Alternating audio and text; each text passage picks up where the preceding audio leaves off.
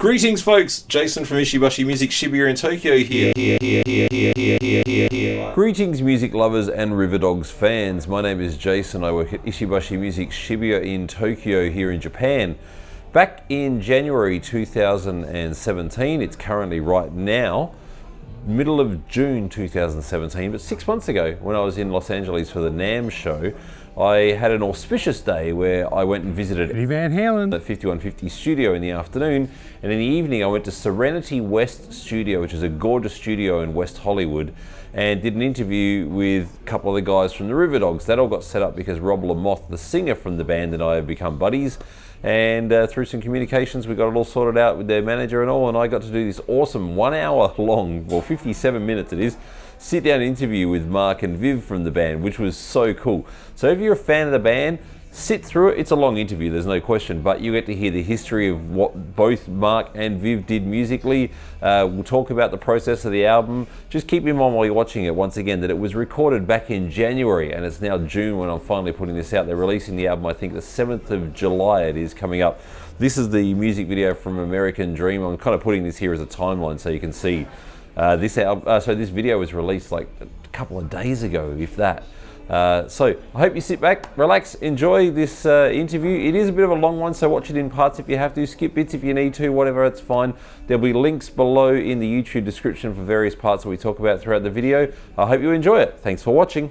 I am sitting next to two very cool dudes that I'm honoured to be here with, and I'm going to allow them to introduce themselves. This is Vivian Campbell and Marc Danzeisen. I'm glad. You know the reason I made you guys introduce yourselves because I don't know how to pronounce your bloody name. It's usually Funky D. That's what we call him Funky D. Yeah. Funky D or Mark D, and we just leave out the Danzeisen. Yeah. So can you say it again? Danzeisen. It almost sounds Japanese the way you. Danzeisen-san. Well, you get it a lot. I did when I was there. It was Danzeisen-san.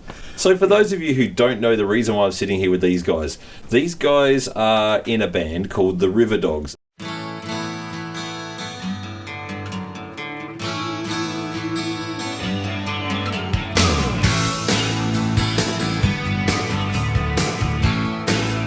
Riverdogs' first album from 1990, although I got it in 91, is still to this day one of my most loved albums of all time. This album to me represents so much musically because I love vocal harmonies. I absolutely adore them. One of my favourite things in any band. It's part of the reason I love Extreme. Nuno's a great guitar player. Gary's a great singer.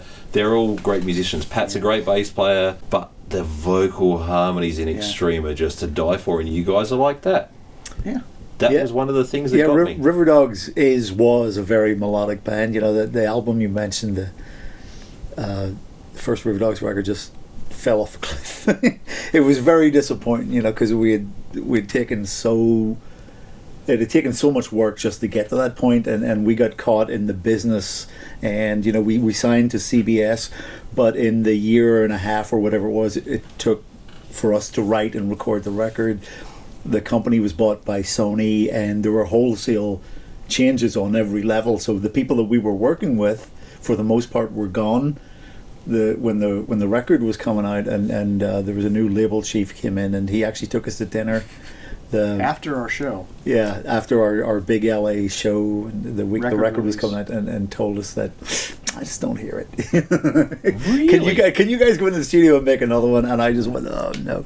So I had to leave the band because I literally could not afford. I'd been supporting myself for that year and a half, and I had home and mortgage payments, and I couldn't afford to not work. So I just had to. I'm sorry, guys, and it was a real shame. But the original record was a great record, you know, and it's very flattering in a way that people like yourself, you know, it means so much to you even after all these years. And you know, we won an Edison Award in Holland, whatever that means. But I hear it's like it's the Grammy. It's the Grammy of Europe or whatever, you know. But it's nice in a way that it.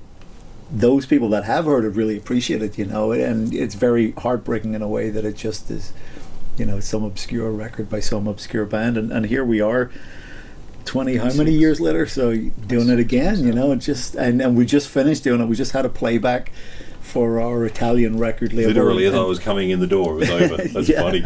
And it went great. The records come out really, really good, and it's been a pleasure to make. And really, those vocal harmonies are there still. Yeah. So this is the thing, for those of you who don't know the background in its entirety, which I don't know every single thing, but this original Riverdogs album is called Riverdogs. It's a really cool album cover too, because although I'll find out later the story about why you're not on there. Yeah. But the album cover basically has Nick Brophy, the bass player, on the left. It has Rob Lamothe, the singer, on the right, sitting back on a motorcycle, looking all cool and suave, and Viv standing up the front, because Vivian's such a well-known guitar player from his career. But is that how that happened, to put you out the front? Yeah, well, the record company were very, very much about pushing me, because I was the known guy in the band, so they wanted to push that as much as possible. They also pushed us towards making a heavier, more guitar-driven record, which is fine, because that naturally was where we were going, and it was so the record company person was there. Well,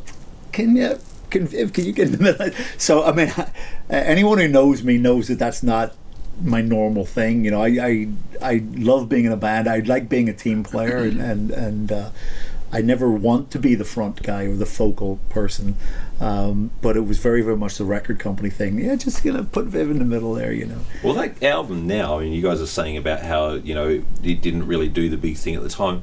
There's so many people that are cult followers of that album. Oh yeah, we're finding that. It's great. incredible. Well, they're going to love this new one then, because the brief for making this new Riverdogs record was that it had to be as reminiscent as possible sonically and stylistically as the original record. So and it really hits the mark. So we're super thrilled by that. The story that Rob told me, so now Rob Lamothe, the singer, is how this whole interview came about. Rob and I have been communicating a bit lately, and I mentioned to Rob I was going to be in town, and asked if he could set this up, and sure enough, here we are, which is great.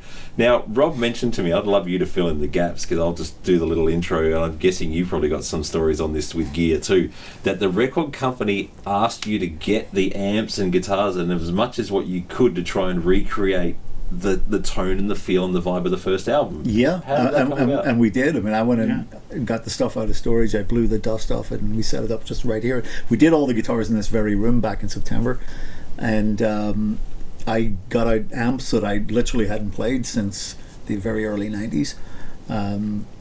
So that was interesting. And Nick is not only the bass player, but Nick has, for the past couple decades or more, had a very, very successful career as a songwriter and a mix engineer down in Nashville. So Nick he's just a total boffin when it comes to all things technical. So Nick actually recorded the record for us, and he studied the original album, the sonics of it. He talked to Jeff Glicksman, who was the original producer, talked to Jeff at length, and Jeff was very generous with his time. And I even have an analog unit called a Loft Chorus. And the reason I bought it was because Jeff Glicksman had one when he was mixing the original Riverdogs record, and we were all so enamored by what it added to the sonics of the record that I actually hunted one down and bought one shortly after we did that record, and Nick had me send it to him for the mix of this new Riverdogs record. So he's really paying attention to detail to try and make it as reminiscent as possible of the original album. This is almost going to feel like, as a listener, that it's almost like lost tracks from the first session. Pretty much, right? Yeah, but I mean, it does have a bit more of a modern edge. Certainly some of the songs are more aggressive than from the first record. A lot of the first record was written on acoustic guitar. They were Rob's songs, and I came in and basically ruined them by putting big hairy guitar all over them, because that's what the record company wanted, and that's how I play. But that's how the magic works. Yeah, so and that was how we stumbled on that combination and the sound of the band. But this time in, we got together and we wrote from scratch. And it was real guerrilla style writing and recording. Rob lives in Ontario, Canada now. We're in Los Angeles, Mark and I. Nick is in Nashville. So we had very limited time and very, very limited budget in which to work on this record. So Rob and Nick would fly into town. We'd work Monday, Tuesday, Wednesday writing songs. We wrote 6 songs in the first session. Then on the Thursday and Friday of that week, we went to Mark's home studio and we cut the tracks, to cut the demo tracks. And then a few weeks later, Rob and Nick came back into LA. Same thing, Monday, Tuesday, Wednesday, wrote 6 songs. Thursday, Friday, went to Mark's and recorded them. And then at a later stage, Mark redid the drums. And at a later stage in this room, I redid all the guitars. And then Nick redid his parts in Nashville. Rob recorded vocals in Nashville. So it's very geographically scattered and done in a very piecemeal way. But yeah, that's kind of how it happened. It's very easy and fast, and we're not thinking a lot about what we're doing. It's more like that old school vibe, how classic rock records were made. And like when we did drums, sure, we could have used the tracks on our pre-production stuff for drums, and then what everybody else does is throw samples on everything and make it sound big and great. But for we booked 3-4 days into a really big room and did drums. So the drums weren't here? Not here, but a room about the same size as this one, a pretty good sized room, because we wanted that, like the first record, we wanted to push that air to have drum sound. So you went John Bonham on the record, basically. It's not as big and tubby and 2 overheads and 1 kick mic. I mean, it's definitely, everything is there. It's just big, and it sounds natural and organic, and that's the main thing we wanted, is that organic feel with the modern sound. So what drum kit did you use for the album? Mine. I build drums. Oh, you build your own drums? Yeah, I had so many choices of using stuff. Now, to get back to your previous talking about it, I did not play drums on the first Riverdogs record. You were on the last song, America, though, right? No, that was Alan De Silva, who was the original drummer of the Riverdogs. So, but I came in when they finished the record, and just as it was being released, they were stumped with the drummer because they used Mike Baird as a session drummer. That's right. To do the album. Yeah.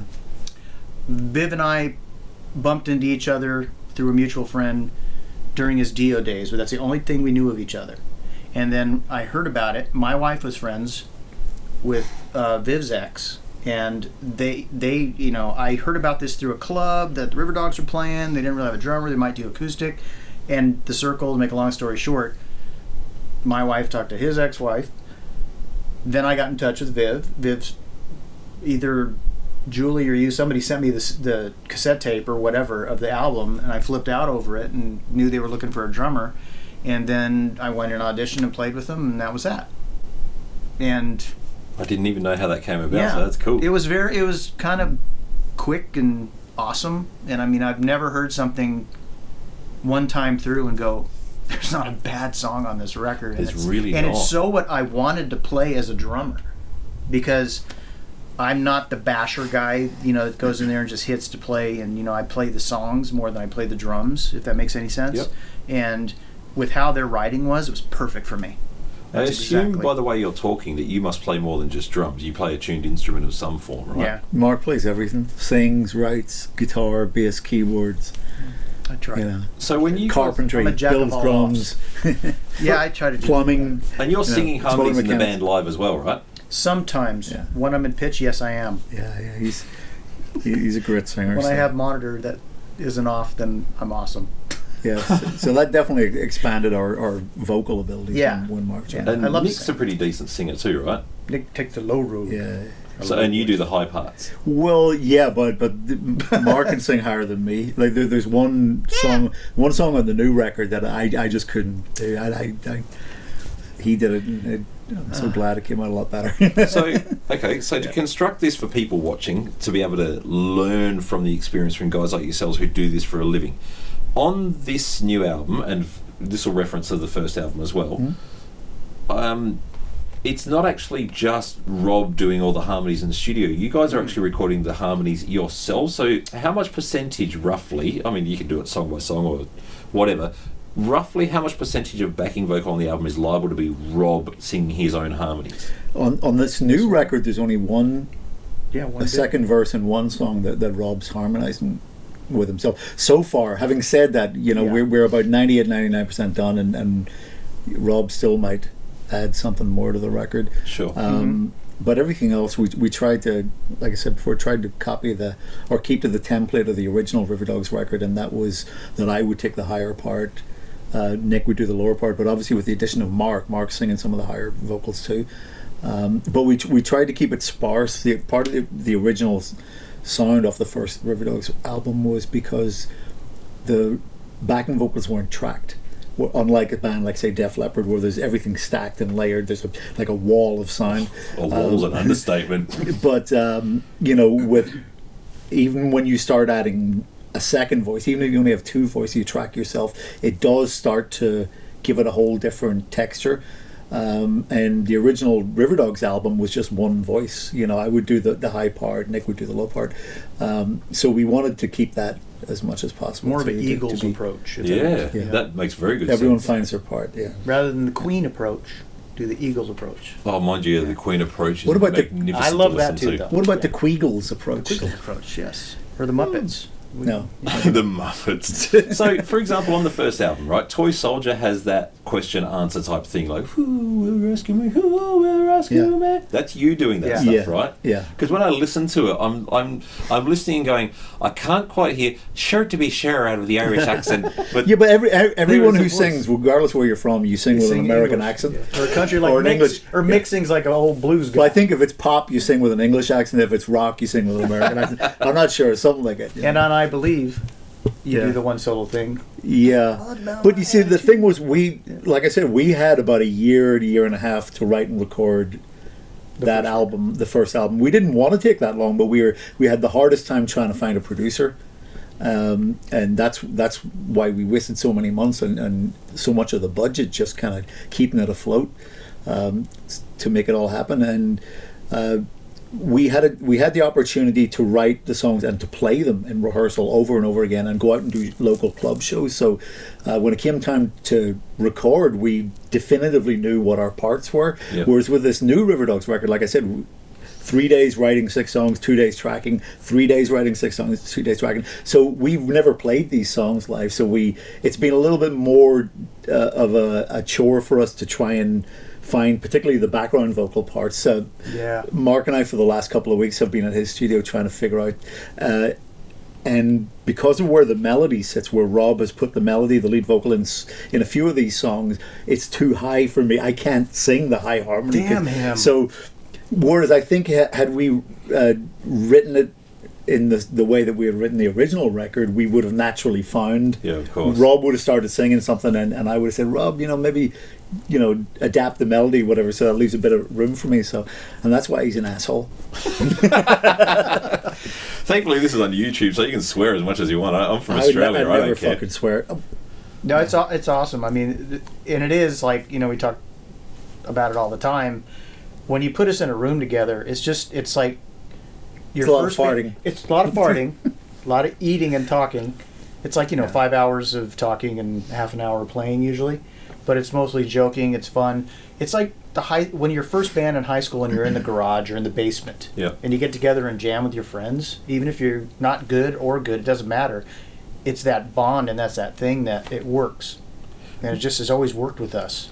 My guess is going to be, though, because you guys have got so many years worth of experience of recording albums, being in bands, playing live, having written stuff with so many different bands and stuff, even though you don't get a chance to go out and play the songs in a club, you guys are surely experienced enough that you're going to know what's going to work, what's not going to work, and how it feels. So I dare say, and I'd like you to elaborate on this, the ability to go, we've written this song, we're sitting down and listening to the demo, surely you would pretty much know with your experience what feels right and what doesn't. What's a keeper, what's not. Yeah, we knew that. But as regards to lead vocals and thus the harmonies, Rob, when we cut the tracks, we didn't know what the vocal line was going to be. Oh, really? Yeah. No. For most of them. I mean, there were a couple where Rob was immediate with a lyric and a vocal melody line and stuff. But the majority of the songs, we would just say to Rob, do you feel comfortable? Can you write over that? And he'd go, yeah.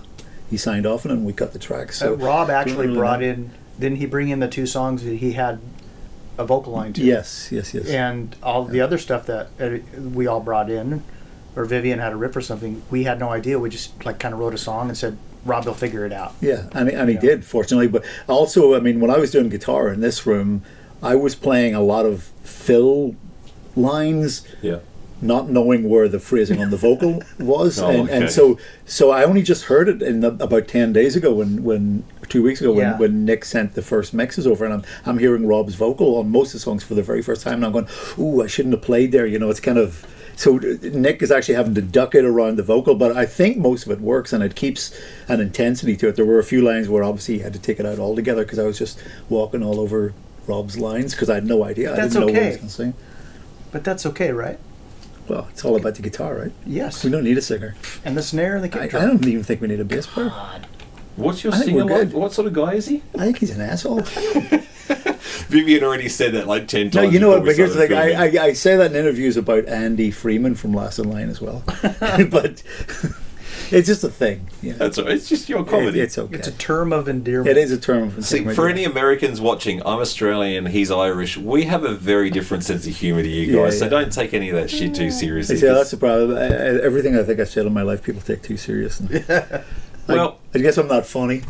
No, you're all right. It's okay, little fella. It's okay. At least I can play guitar. Well, you can certainly do that. Or at least I own a guitar.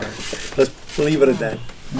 Well, look, there's so many different things we can go down avenues of here, and I don't want to take up all day. Today is actually Mark's birthday. Happy birthday, Funky D. God, 21.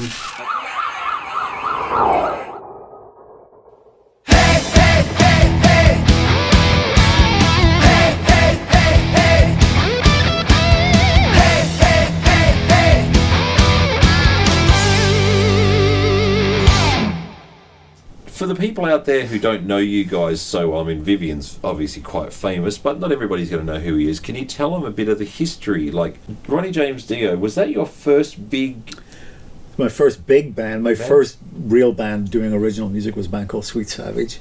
Formed that when I was about 15, 16 in Belfast in Northern Ireland. And we sounded like Metallica. We were a speed metal band. Our influences were equally Thin Lizzy and Motorhead. And they had a child and it was Sweet Savage. So, and in later years, our biggest claim to fame on Sweet Savage was that Metallica actually covered one of our songs in a Garage Days record. Which one was that? Killing Time was the name of the song. Right now is a part of the set where we play a cover song, paying tribute to the bands that have inspired us to pick up and play. And tonight's band is Sweet Savage.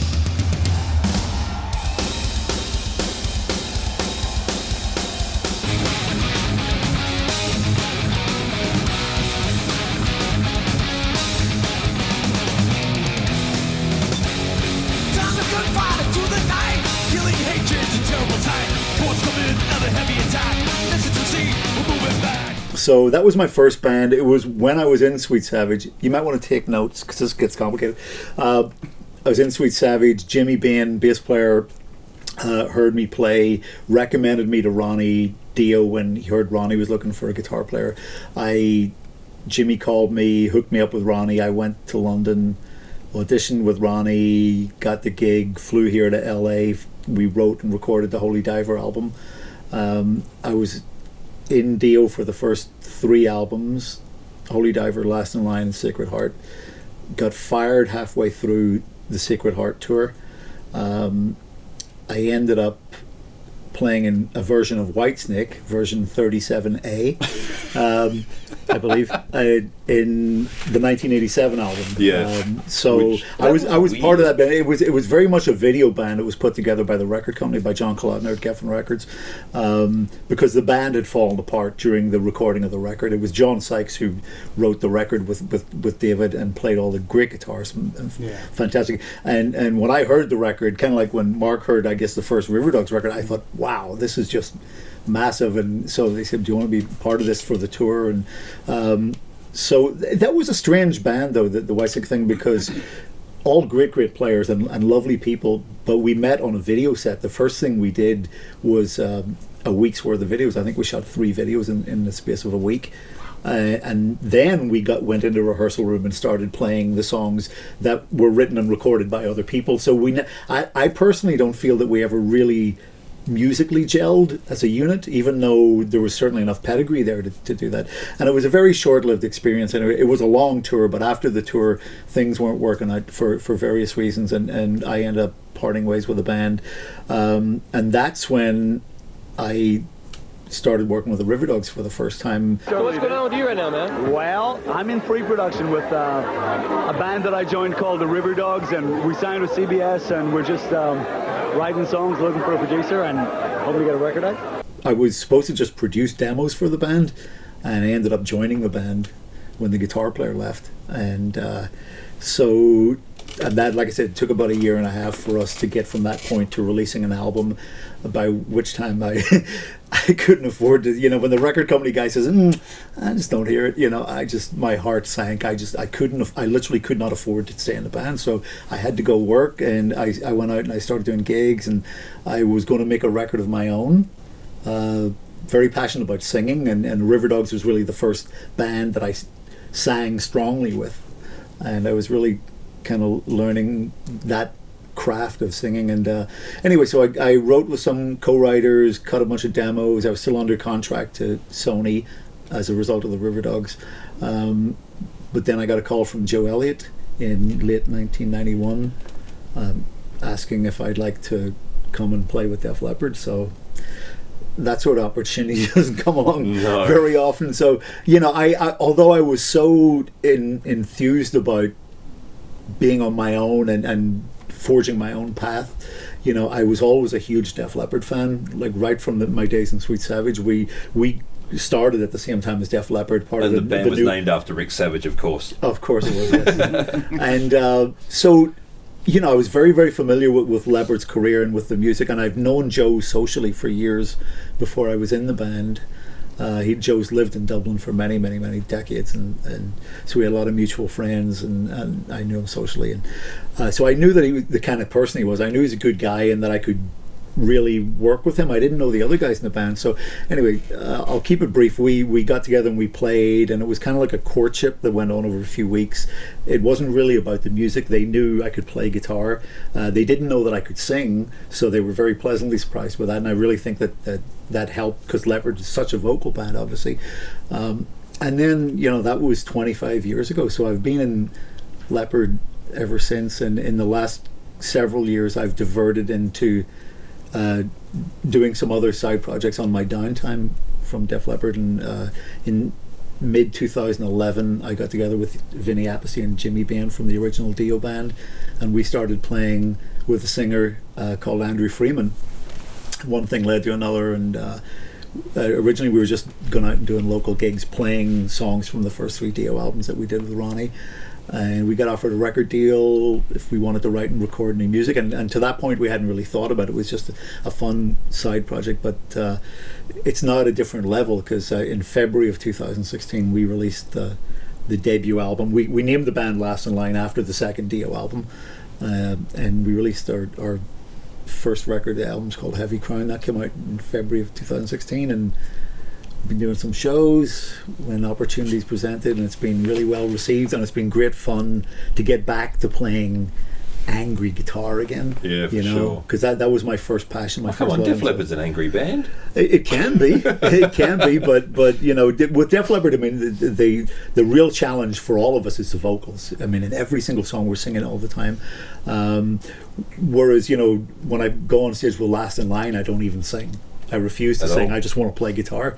And Riverdogs now is kind of like a happy medium too, because I play a lot of guitar in this band, and trying to sing as much as possible too. So trying to wear both hats at once. Well, basically, I mean, you're the sole lead guitar player, versus in Def Leppard it's you and Phil sharing stuff. Yeah, and so much of the Def Leppard live performance is taken from the music that predates my involvement in the band. So yeah, I mean, it is what it is, and it's an exceptional band, Def Leppard. I mean, the vocals are just stunning, and we do it all live, which is amazing, because people often think that we're miming, and it's kind of a backhanded compliment. I've been to rehearsals, so I could kind of swear by the fact that they sing their own vocals. Well, Phil told me too. Like, I mean, I got lucky enough, as I told you before, I got lucky enough to hang out with Phil and Helen for like 10 hours at a gig one day, and I actually asked Phil that straight up, and he told me, the same thing as you. Everybody thinks there's tracks, but it's genuinely every vocal you hear is coming off that. So you must have a hell of a process of getting that whole wall of sound live. Well, I mean, it's never going to be. If you played side by side, it's never going to be quite the same thing. But I think we do a really good job of replicating it. We hit the important guitar parts and the important harmonies. I mean, there's so much there's so many layers of production on a Def Leppard record. A lot of guitars, a lot of vocals. So obviously we can't replicate all that. But once a record is done, we listen to it, and Phil and I in particular would listen to it, and you immediately know what parts stick out. So that guitar part has to be played, this guitar part has to be played, and so you marry it into one performance, whereas they would have been very separate parts. But you end up crafting from start of the song to finish the song one seamless guitar part. And the same for Phil. And another thing about Leppard and Leppard's two guitar approach is it's more about orchestrating guitars rather than reinforcing. A lot of straight up hard rock bands that have two guitar players, you'll just have one guy playing the same thing as the other guy, and then one takes a solo, but really they're just reinforcing each other's sound. With Leppard, we do that on occasion, but for the most part it's guitar orchestration. You know, what we're playing intertwines, and it's not always the same thing. So, and vocally we've really gotten to know our parts. I mean, even now when we write a song, we automatically know who's going to sing what part. It's just, you know, certain things suit my voice, certain things suit Phil's voice. It's a very clever vocal band in terms of the vocal arrangements, and we do work very, very hard at it. If you were backstage at a Def Leppard show from 3 or 4 in the afternoon, when we get there, you'll hear vocal warm-ups going on back in the dressing room, because it requires that level of commitment to do it. You know, and we take great pride in the fact that people think we mime. It's one hell of a. People always say this the wrong way. It's one hell of a career you're having, not had. Yeah, having. Yeah, it really is. Good on you. And in between that, I forgot to mention I was a stunt guitar player for Thin Lizzy.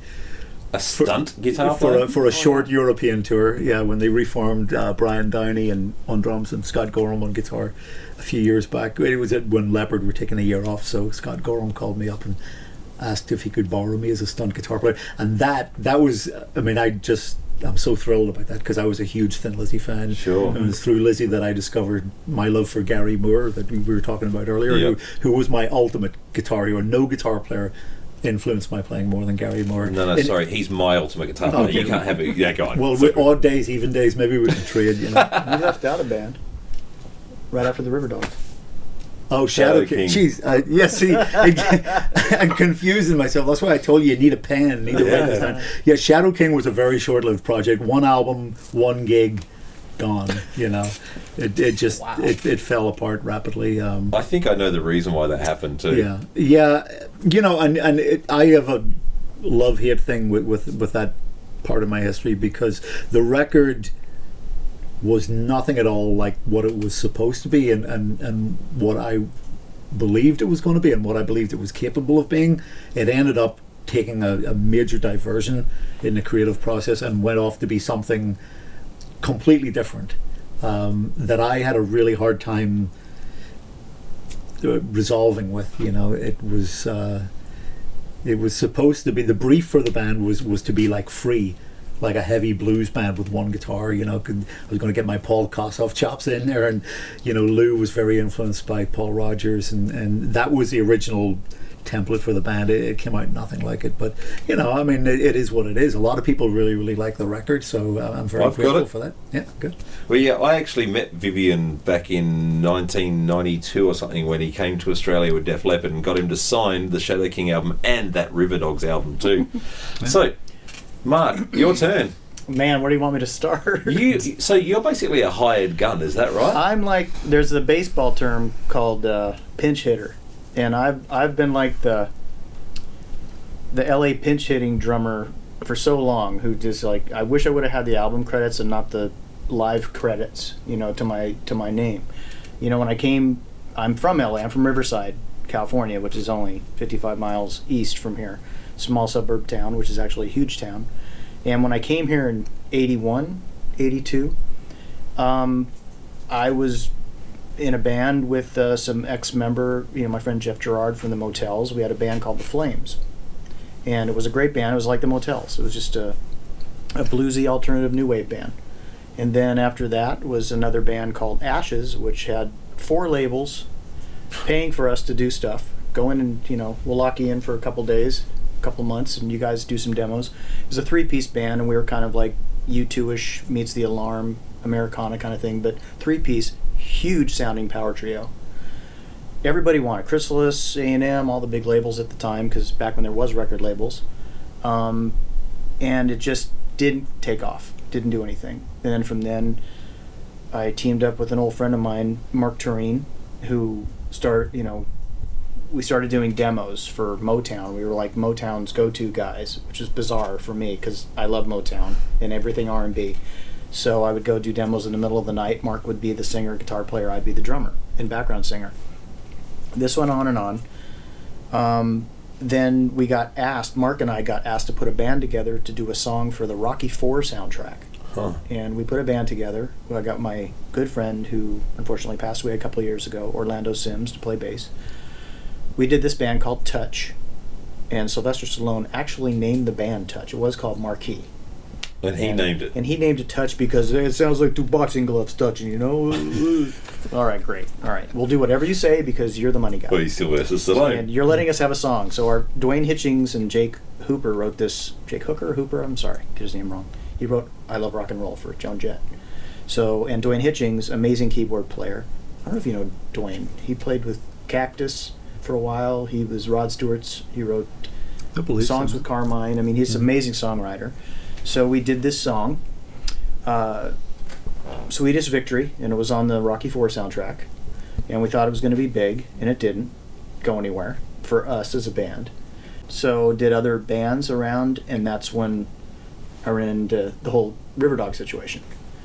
And gave it our good college try, and after that, I went on right after that. I actually auditioned with Badlands, because Greg Chason, the bass player, and I are like really good buddies. And I loved Ray, loved Jake. Badlands really were huge Riverdogs fans, and the Riverdogs fans were big Badlands fans, so it was really kind of comfortable seat for me to go into. I lasted a day, I think, and Jake would not say one word to me. It was weird. It's like I came in, it's like, oh, here's the guy, and Greg's like, Jake, Mark, Jake. Jake. You know, he's outside having a cigarette. So I wanted that gig, didn't get it. That's fine, because we're all still great friends. And then I went on to join Little Caesar, because Little Caesar was also big Riverdogs fans. And they're a great blues, heavy blues rock band. Love those guys. So Ron asked me to join the band. They were going to Europe. He was honest, as Ron can be, and he says, hey, you want to join a sinking ship? And I go, explain yourself. He goes, we're getting dropped. So they're giving us 3 weeks in Europe. All right, I'll join. So learn the stuff. Earl Slick was in the band at the time, and it was a great, God, such a good band. So we did our 3 weeks, came back, did a couple gigs in Vegas and here, and I forget where else, and that was that one. And then after that, it was right into, what did I do after that? Oh, Gilby Clarke was doing a solo record for Virgin, because Guns N' Roses was right at the nightmare of the situation of them breaking up and having everybody say everything about everybody behind everybody's back. And Rock and roll doesn't do that. That never happens in LA. So Gilby called me up, and I'd known Gilby since '82. We've been friends and buddies and hanging out, play softball together, baseball together, motorcycles. He's like, I want to put together a solo band. I really want you to play drums in it. We've never been in a band together, but we've known each other for so many years. And I said, okay, I'll do it. And we started playing gigs around town with Joe Almeida from Dogs D'Amour playing the other guitar, and then Will Efforts on bass, another friend of ours, and Teddy Zigzag playing keyboards, and did some shows around town, mostly covers and then a couple originals, and then we started demoing, and then he got the Virgin deal.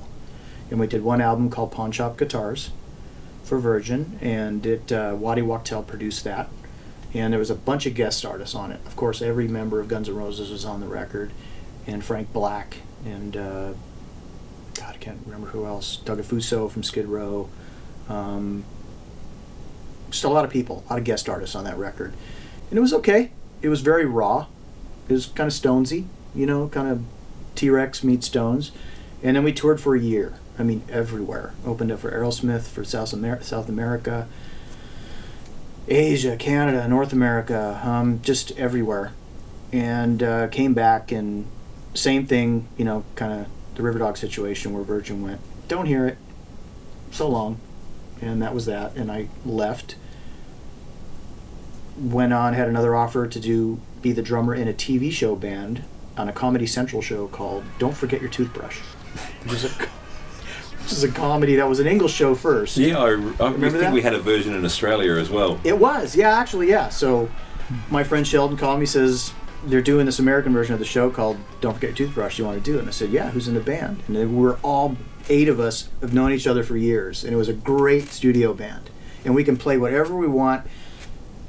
The musical director, which was my buddy Sheldon, had never done it, had no clue. They just show up every day. We'd show up every day for this gig, and they'd say, here's the show. It's a trip to Hawaii. Figure out something Hawaiian. Here's a trip to South America. Think of something Latin. Here, you guys just whatever. We need 5 pieces of music. It'd have to be like this. And then we would just go on stage and play, and we had no idea what we were doing. And it was outstanding because it was like a jam every night, in front of a studio audience. And that lasted, about 30 shows, 30 episodes. And that ended, and I really didn't do anything after that. I just thought that I wanted to lay back and not do the touring. I had, my son was born in 94, my daughter was born in 2000, and I wanted to spend time, building my studio at home and recording and doing music for TV and film, and not really deal with the whole band thing. I just needed my time. Because we're assholes. Because everyone's an asshole. Yeah. So, and now here we are, 26 years later. So what TV shows or movies have you done that people would... I do songs, it's a lot of licensing stuff, so I'll have songs that, years ago were on Gilmore Girls or, some of those old shows. I mean, Criminal Minds I get a lot of placements on. It's a good show. It's a great show. I have a great music super that he will text me frequently and call me, and we're good friends, and he says, hey, they're looking for music for this commercial or for this TV show or this movie or this indie film. So I have this great relationship with him where he'll call me and say, hey, do you have anything? No, if I don't, I'll do a custom spot and I'll spend my day writing that song for you. So you're doing songs or scores? It's not scores. I would love to do scores. I've done one score on an indie film years ago that no one's ever heard of, and I can't even remember it because it didn't do well, but I would love to get more into scoring. I like writing songs. If somebody wants a sound alike, it kind of puts me off a little bit, but if they say, hey, can you do a song that sounds like Cheap Trick, because they can't get a Cheap Trick song, yes, I will. Fair Absolutely enough. So I love doing that. It's kind of a copycat thing, but it's fun because you get to experiment with different sounds that sound like that original band, or you get to write something in the flavor of, like, can you write a song that sounds like Toy Soldier by the Riverdogs? I can do that. It won't sound like it, but I can do that. If you pay enough money, I'll ask a guy called Rob Lamothe to sing on it. Hey, I'll try to sound like Rob. He has one hell of a voice on him, Yes. that guy. Like, Yeah. that, I think that was one of the things, like, what I remember when I very first heard the album, it's a funny story. The day that I got the album, I was working in a musical instrument store, which is still what I do in Tokyo now, funny enough. But it was 91. I was working in a store called Brash's, which in Australia became Allen's Music. And we, at the time it was Brash's, actually had a record and CD store on the first floor. And then down in the basement, I was doing the rock musical instruments, because upstairs we had violins and brass and Classical stuff. up, rock down. Yeah, but we also had refrigerators and like Best Buy type of stuff in those days. So we had 4 levels in the store. Wow. And I remember very well that one of the staff from the record department went, oh, you like hard rock and heavy metal? Here you go, have these 3 records. They gave me Screaming Trees, which I didn't get into. I was just like, no, not for me. Yeah. They gave me Facelift by Alice in Chains, the first Alice in Chains album, which I gave to my brother, and he still loves Alice in Chains to this day, and the Riverdogs album. Now, I love Alice in Chains, but I connected with the Riverdogs album more. And I remember very well when I first started listening to it, as soon as Whisper, the opening track, starts, and you get through the whole intro and Vivian's wah-wah guitar and the build-up and Rob, and then the drums kick in, and then the boy is whipping. I mean, I can't sing like Rob, I'm doing falsetto, blah, blah, blah. But that was really good. Thank you. When I heard that, it just whacked me in the face. I was like, what is this? And I fell in love with it. Yeah. Heard all the harmonies and everything else. So this is going to lead me onto what I want to say to you lot out there. And I want you to back this up, because this is what we were talking about before we started filming. When this album comes out, don't download the thing. Walk into a store and buy it. Now, there's a reason for this. Please. Well, I mean, you got to understand these projects, Riverdogs, Last in Line, for me, they're passion projects. It's, people want us to come and play for them, and we want to do that. You want to play in front of as many people as possible, and live music is really where it's all at. That's what we gravitate to in the first place. What makes you want to play guitar. I get so upset when I see people on social media, on the Last in Line Facebook page in particular, say, why don't you come play here? Why don't you come play there? Why do you only play in California? Because we can only afford to play in California. Because, the music business is not at all what it used to be. Even for a band like Def Leppard. I mean, Def Leppard put an album out at the end of 2015. A great record. I mean, one of the best records Def Leppard's I like that record. made in years and years. And it's done pretty well, but even a band of that stature, the record sales they wouldn't be enough to support a tour. We're only fortunate that we have, in Leopard, we have such a huge catalogue of genuine hit songs that people want to come and hear. So that's why we tour. We make all the money touring, and for Def Leppard to make a record, we really make it for ourselves. It validates our creativity and keeps us vital as a creative force, which is very, very important for any band, even though we know full well that when we go out on stage, people want to hear Animal, Hysteria, Photograph, Rock of Ages, Sugar, and we play those songs, and we intersperse a couple of the new ones in there, but we know we can only get away with so much of it. So with a band, especially like Riverdogs or like Last in Line, every penny counts, because it all goes into furthering the musical pursuits of the band. It's none of us are doing this for money. If we were, we'd be starving. I feel very, very fortunate. I have a great gig with Def Leppard, and I can afford to feed my children.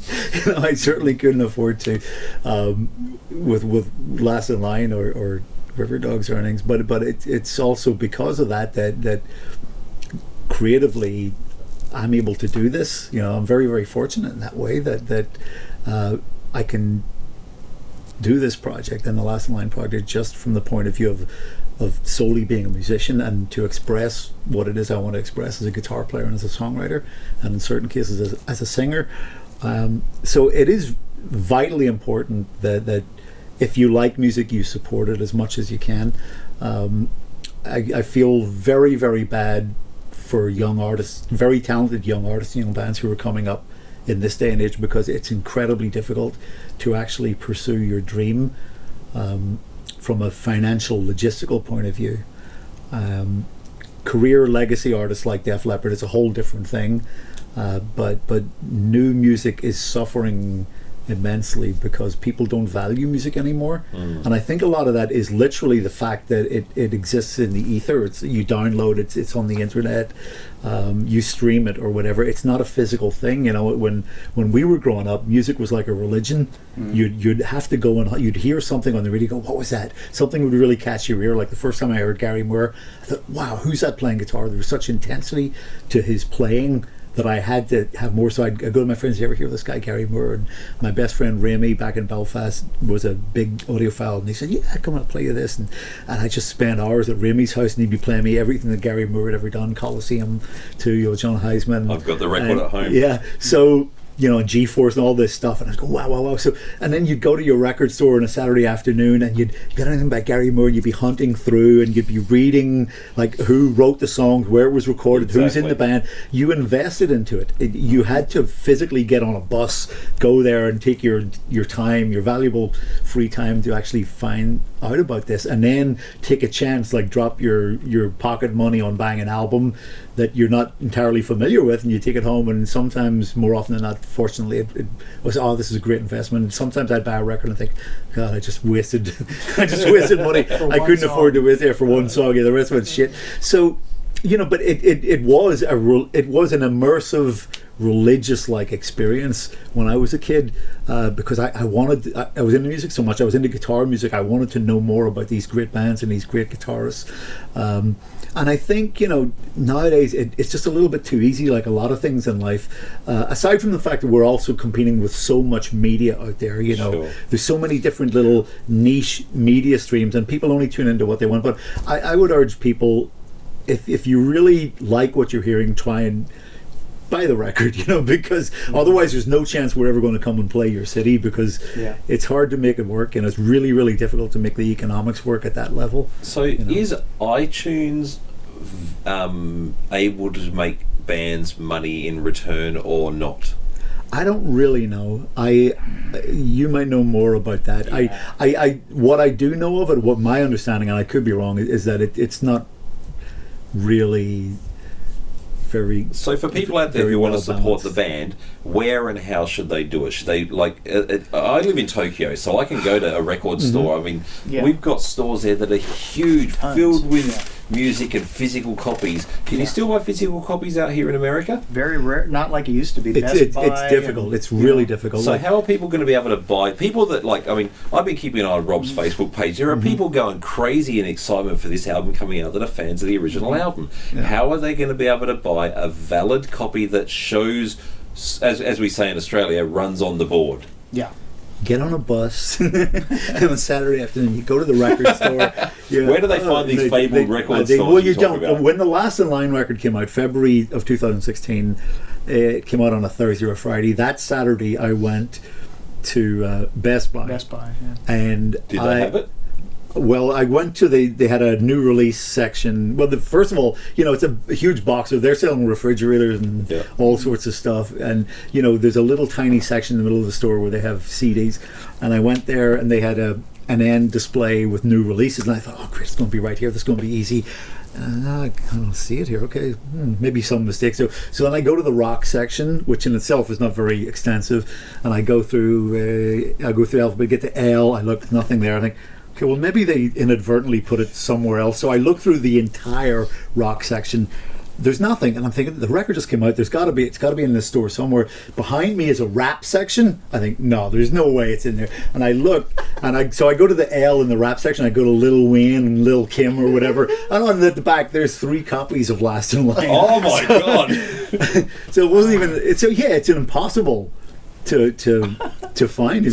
So let's find a solution. How are people going to buy it? I don't know. I mean, I guess you buy it, Amazon. Mail order, Amazon, Amazon, whatever. and people buying from Amazon and things like that, or from the record company itself if they have a merch site and have a buying capabilities on their site. I don't know. Okay, so your album's coming out with Frontier Music, is it? Frontiers, yeah. Frontiers. Yeah. All right, and Frontiers is based where? Italy. Okay. Yeah. So let me think here. Okay. So it comes with free pasta. Free pasta, sauce, gnocchi. It's just worldwide. They have worldwide distribution. They're in the middle of, or they're signing this deal with Sony Red, which gives them even more leverage now. Yeah, so they're a growing there'll be level. plenty of records out there. It's just a matter of making, if you go and listen to it on Spotify, these guys aren't going to get anything. And it's a waste you of won't time. see it. I mean, I can argue about this. Not argue, but show. Well, let's come up with a solution to tell them. Can we tell them? How are they going to be able to buy it? I mean, we want to make sure. I don't know what the solution is. If you can't buy it, then at least blog about it. If you like it, tell Amazon someone. is a way to go. Yes. Okay. There are plenty of stores that are like that. Those market stores. Those, I don't know what the other ones are. I don't do a lot of shopping online except through Amazon. So, yeah, there is the iTunes route, but is the artist really going to see any of that? Okay, so here we go. I'm going to throw it out there because these guys don't want to say this. I'm going to say it on their behalf.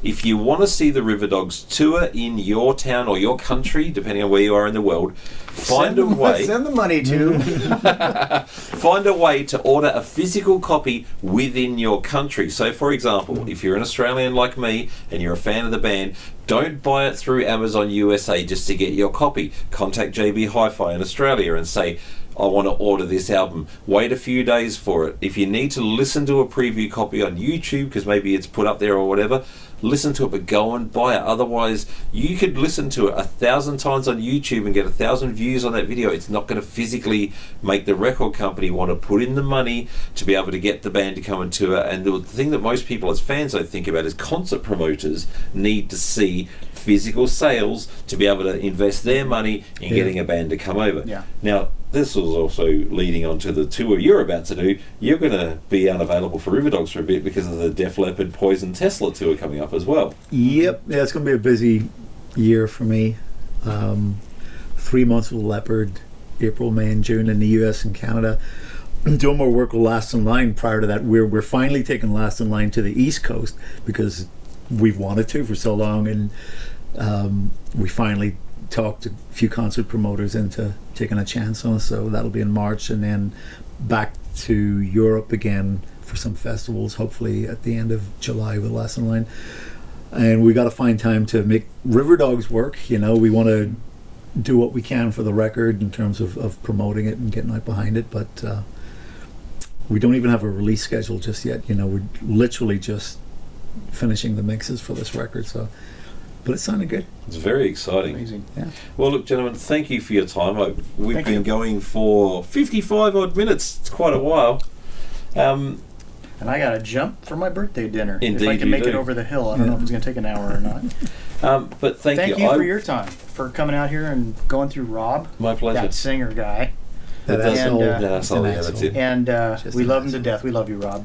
Yeah, And, speak for yourself. I think he's. I want to thank you, Rob, for getting me in the door here. I also need to thank Stevie Salas, because Stevie Salas was actually the one who validated my existence enough to get me on Rob's radar. Oh, there you go. Yeah. All right.